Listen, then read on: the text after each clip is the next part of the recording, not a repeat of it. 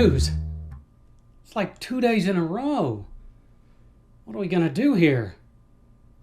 This is Crazy Talk. Crazy Talk with me and my Muse. No, I'm not going to retitle this. It's just me and you, Muse. Hey, look. I get this question a lot, and I thought that I would just riff on it for a little bit. You know, because you always like to listen to me, Muse, right? Right? No? Okay. Well, you're going to have to. Anyway, the question is pretty basic. It's pretty basic, but it's also incredibly complicated, I suppose. And I want to preface this by saying that I am certainly not the be-all, end-all prophet, oracle for the answers here. Because I still seek answers to this question. And I think that's very key, which I'll address in a little bit. But anyway, to the question. The question is, how do I become a better writer? Yeah, that's a big one. It's probably the single most important question you can ask yourself as a writer. Not, how do I sell more books? How do I get more exposure? The single most important question you can ask is, how do I become a better writer? Now, I don't have a set list of answers to give you, but I have some answers that I will impart to you, Muse, in case you, Muse, want to start writing your own books. But please, Muse, don't start writing your own books because you're the one to give me the ideas and I'm supposed to write those. If you start writing your own books, then you're going to stop giving me ideas. See how that works? Anyway, so how do you become a better writer? The first thing you must do is write. I know, crazy, isn't it? You've all heard the adage. I mean Muse, you. What am I saying here? You've heard of the adage that it takes 10,000 repetitions of something to become a master at it. Well, you can't just write 10,000 words and all of a sudden be a master at it. And no one in their lifetime has the time to write 10,000 books. That would be simply impossible. You could start writing as soon as you're squirted out of the womb.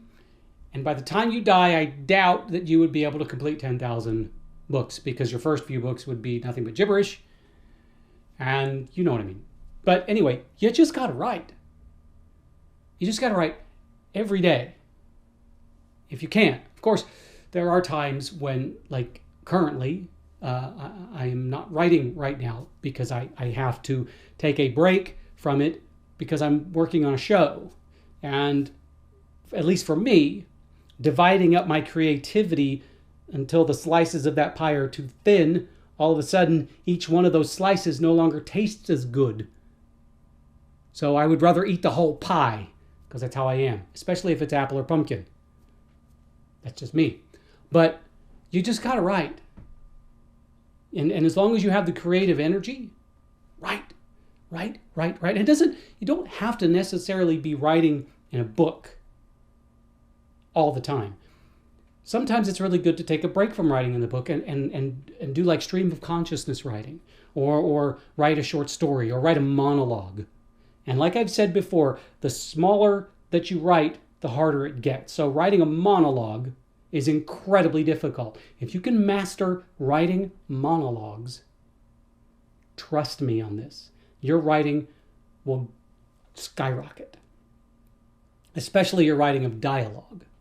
So practice on monologues. Just every chance you get, carry with you a diary. And in that diary, just write. And if it's not pencil, don't. You can, if you're fast enough, write with your mobile phone or your tablet. Just write. Okay. What else? Well, this is going to sound really silly, but live. Live your life. One of the writers have a propensity, and a lot of creative people have a propensity to isolate themselves. Now, of course, there are certain creative endeavors where you can't isolate yourself. You certainly can't be an actor and isolate yourself. You have to interact with other people. But in general, I mean, even actors can do that. They go to work, they do their acting, they come home, and they're secluded. Don't seclude yourself. Don't become a hermit. Go out and live exist, experience life. Because in the artistic endeavors, life is one of the greatest teachers of all. I cannot emphasize that enough. You've got to live your life. Another thing you can do is open up your eyes and your mind and your heart and your soul to experience everything. I always try to tell everybody that you need to, instead of getting so narrowly focused on things, you need to be able to seek out inspiration from 360 degrees and multiple dimensions, multiple time frames. So get in your time machine and go back in time. But no, seriously, when you step outside, you've got to experience the world around you. You have to experience everything. You have to hear all of the things. And I think I've told this story before, maybe not to you, Muse, but to some of my acting classes. I remember one time, a long time ago, I went out for a run, and I was just running through this little urban area, not an urban, little suburban area, and somebody's had a sprinkler going on in their backyard, and the sprinkler was one of those that does this, right? So, but all I could see was over a fence was the water, and the water looked like these tendrils, like dreadlocks. And all of a sudden I started thinking, dreadlocks made of water? What would that creature be like? And then my mind just started spinning around a story. So you have to be able to be open to be inspired by anything and everything. One of the greatest, the man who served to be one of my greatest role models and inspirations in my creative life was my movement teacher in graduate school. And one day he had the entire class. He even before we could get settled into class, he said, I want everybody to just go outside and find something to inspire you. That was all the directions he gave us. We just went outside and found something to inspire. So I step outside of this building. It was a little tiny building that only housed the acting classes. So I step outside and I close my eyes and I just listen. Because for some reason I was in that mode where I just wanted to be inundated with sound. And I heard this very slight rustling noise. And I kept my eyes closed and I followed that noise. And what I saw just broke my heart into a billion little pieces. There was a little chipmunk scurrying through the brush, but I don't know how, but the little chipmunk had become paralyzed from halfway down. His back legs didn't work. He was dragging himself. He wasn't wounded. He wasn't like hit or anything, but he couldn't move his back leg, so he was dragging himself.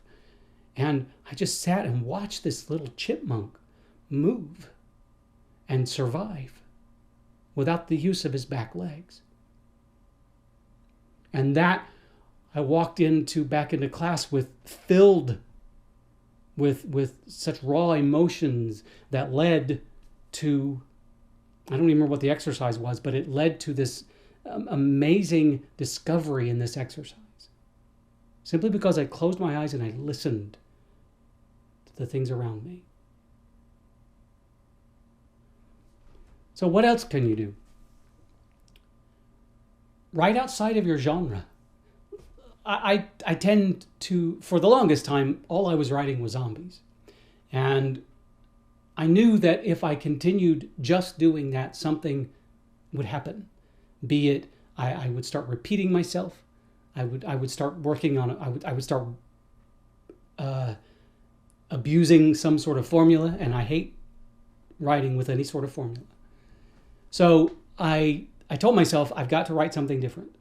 So I went off on a tangent, a genre tangent, and wrote something completely different because I knew that if I wrote in a genre that I wasn't that familiar with or that wasn't in my comfort zone, that I would learn something. And I did. And it expanded my horizons, my writing horizons.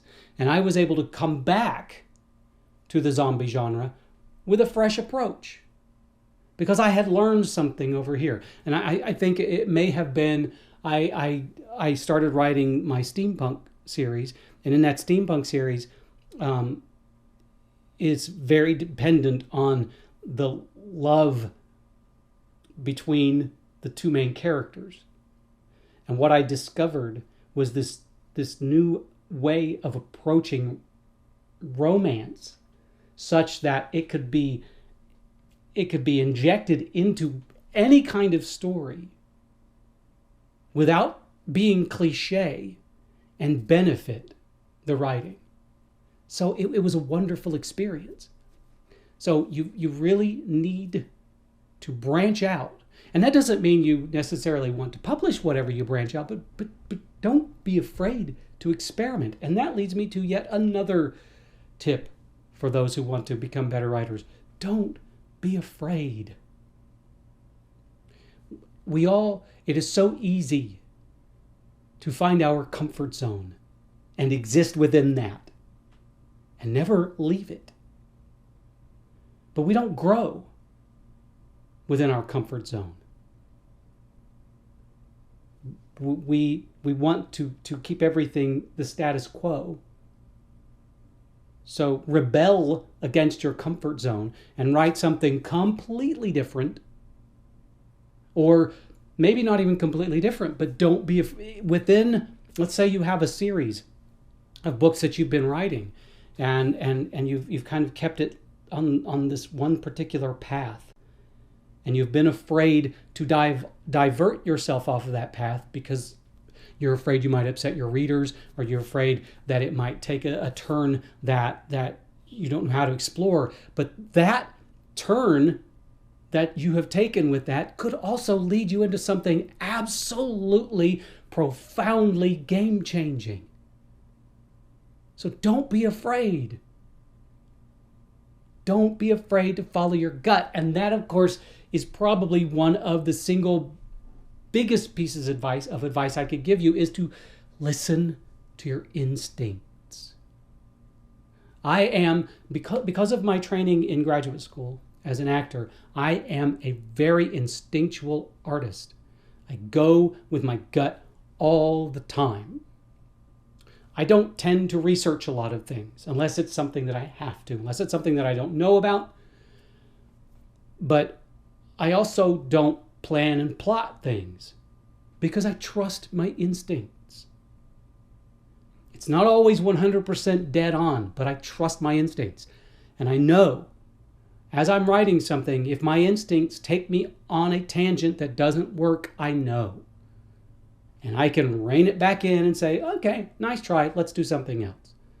And then I get back on my path, and then I just wait for my instincts to go, hey, over there, let's try that. And I follow it. It's just the same thing, the same way I listen to you, Muse. I just trust you.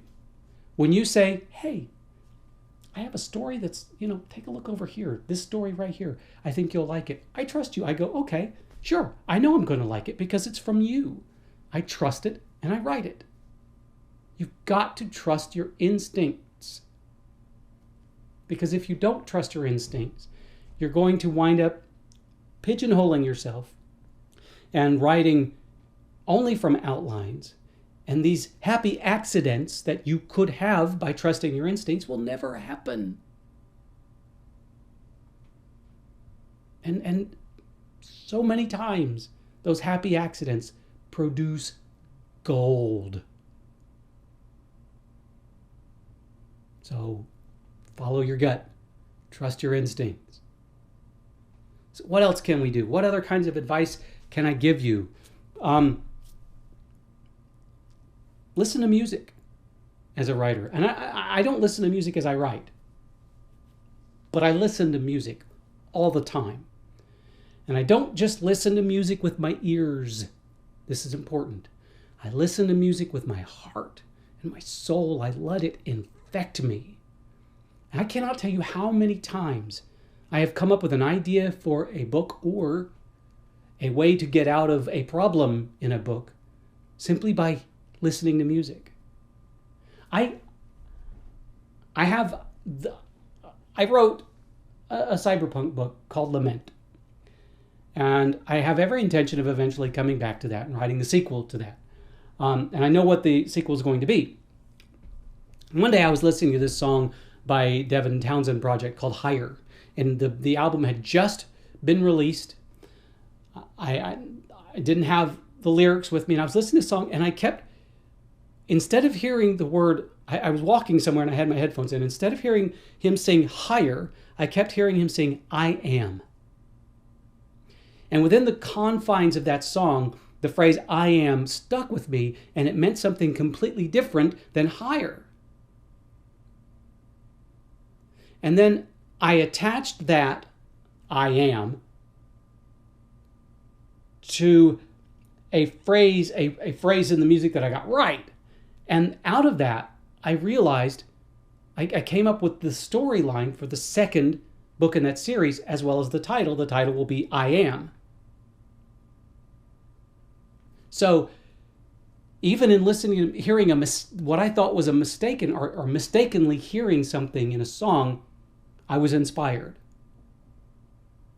And there have been times when not even the words of a song, but a musical phrase in a song will inspire something in me. So listen to music. Talk to people. And here's a big one. That makes me realize another very big piece of advice that I always give new writers.